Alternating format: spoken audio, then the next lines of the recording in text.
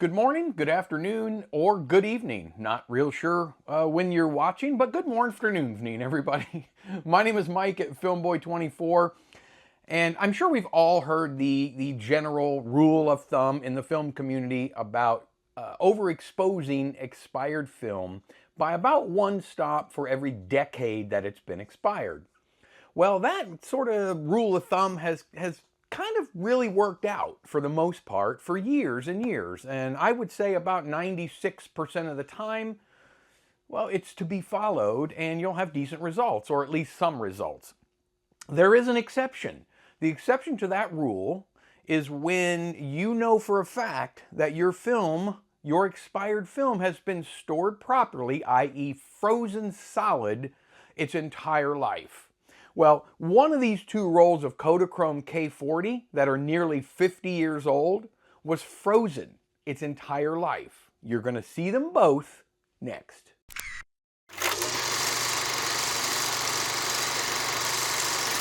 Okay, I know, you want to fast forward, but don't do that. On most videos, I know I don't really mind, it's found film, whatever, but you got to hear about what's going on before you do that. Before you sneak into the films, let me tell you what happened. So a couple of years ago, a friend that worked at Kodak for 39 years, Fred, he was a quality control manager. He had a real big hand in a lot of Kodak efforts over the years. We sort of became friends over the last few years, and he sent me 2 rolls of film at one point that were really old. One of those rolls was this right here. He sent me Kodachrome K40 and an Ektachrome 160. I can't remember if it was Type A or Type G, both around the same era that they were manufactured. But he sent me an email with the film, or a note, and he said, Mike, this particular roll of film, as well as the Ektachrome, have been frozen, as far as they know, at Kodak, since it was manufactured. It was apparently obtained by one of the employees who kept it in his freezer, and then when he retired, he brought it back to Kodak, and they kept it in their freezer until such time that Fred sent it to me, wherein I put it in my freezer, and it's been in my freezer for the last couple of years. It took me a while to try to figure out what to do with it, because it's rare, very rare, that you're going to get a roll of old Kodachrome that's been frozen its whole life. And when you do, I mean, you kind of want to use it use it on something semi important or fun. Or you guys know, when I test film, I usually just take a camera or film into the backyard and I shoot images of the dog or my daughter or my wife, or I do something goofy just to see if we can get results. Well, with this one, it's a little bit different. I decided on a nice, sunny, beautiful Florida afternoon to meet a couple of film friends down in downtown Daytona Beach, and that's obviously in Florida. We went downtown, we had some coffee at a little coffee shop down there, and then we took some cameras out and we walked around the street there on Beach Street in Daytona. I shot this roll, which is a huge no-no, at box speed. Now, let me tell you, this roll and this roll are identical. This roll was sent to me by Fred at Kodak. This roll, I don't even remember where I got, but it's been sitting in my room, my climate-controlled home for I don't know how many years. Not frozen, and then when I got it originally, it was not frozen, I'm sure. I probably got it in a lot full of film on eBay. It's the closest film that I had, that I owned, to this one. And what I mean by closest in manufacturer era, or year, or month. So this film here, the non-frozen one, had an expiration date, or process before, of October 1977. The one Fred sent me, processed before January of 1978. So by that, we want to overexpose both of these films by 4 to 5 stops. So probably just opening your lens up to f2.8 and shooting away on a bright sunny day. Typically, that's what you want to do with 50-year-old Kodachrome, or 30 or 40-year-old Kodachrome. That's not this experiment. This experiment was to shoot both rolls at box speed, i.e. all auto exposure, in my Canon 514 XL. This has been a extremely reliable and trustworthy camera for me for the last few years. I take it almost everywhere I go, so I figured it was probably the best one to handle the job. So I took it down there. I met Travis and another friend, Lauren, down in Daytona. We walked around, we shot the film, 18 frames per second. Now, one thing I want to make very clear, this is for entertainment, okay? My results are probably going to vary greatly from your results. I process all movie film that I shoot, 99.974% of all movie film, myself. I do it all in-house. I scan all of the movie film myself, so it's going to have a bit more dirty, grungy look to it than would be a professional lab. So keep that in mind when you see the films. This film, my wife and I shot just a couple of days ago. This one we shot 2 or 3 weeks ago. This one we shot a couple of days ago at a local park or a local historic site called Sugar Mill Gardens in Port Orange, Florida. It's a great spot for me and my wife or my kids and I. We go and we just relax. It's a great place to test cameras, test film. They got a bunch of cool gardens, and they got some 60, 70-year-old stone dinosaurs over there. It used to be called Bongo Land. Anyway, we'll get into that later maybe in a different video, but I've done a lot of test shoots over there over the years.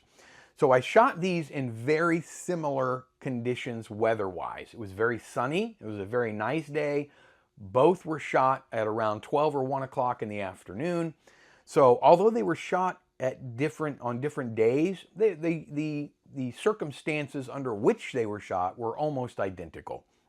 Now, this roll had an edge code on it of a circle, or I guess it would be a dot, and this one has an edge code of also a circle or a dot. That means that both rolls of film were manufactured in 1976. I'll say that again, 1976.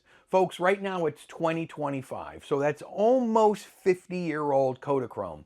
Now, I've been shooting Kodachrome for, 40 years. I started shooting Kodachrome in the mid-'80s, and I shot a ton of it. And I really wish we still had Kodachrome today, color processing, but we don't, because it was such an insanely beautiful film. The only thing and the best way we can do it today is process it as a black and white, either reversal or negative.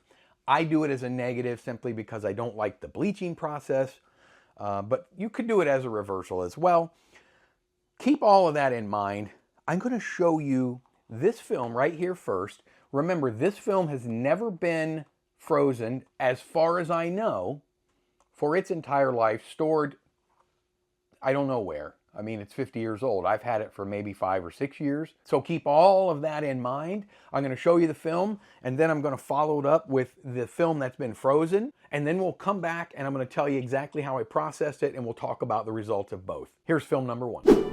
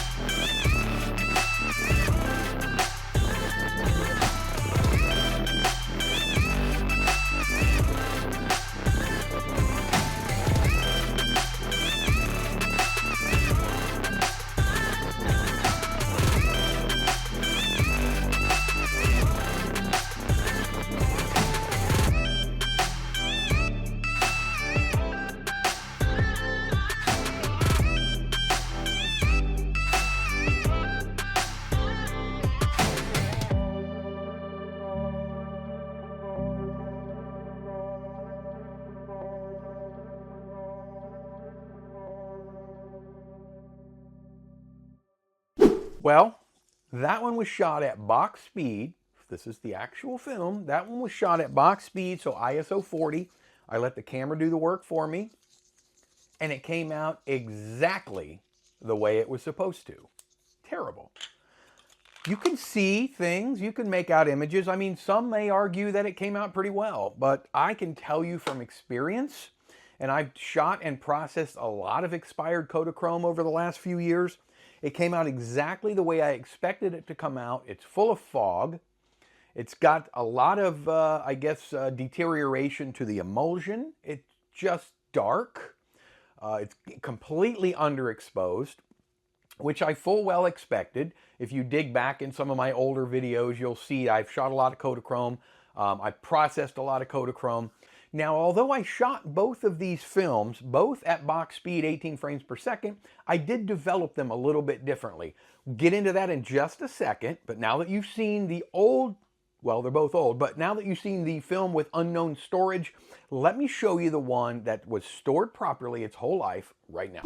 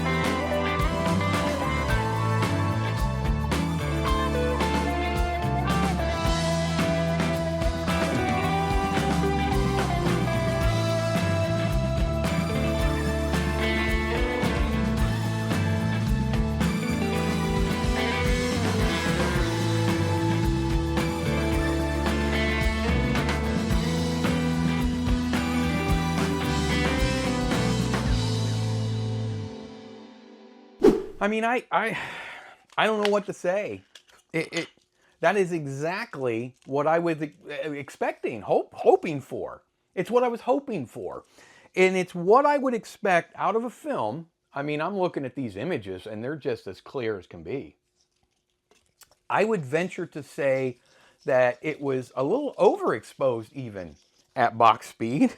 However, that might also be due to the fact that I process everything myself.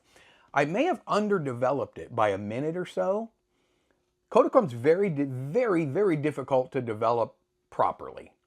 I don't even know if there is a properly anymore for developing Kodachrome. So let me tell you, unknown storage, I developed this. Now I did a test strip. That's where you cut a little strip of film 8 or 10 inches long, and I do dunk tests in the dark in the developer for different times, and then you'll hold it up to the light when you're all done to kind of see where you need to be with that roll of film.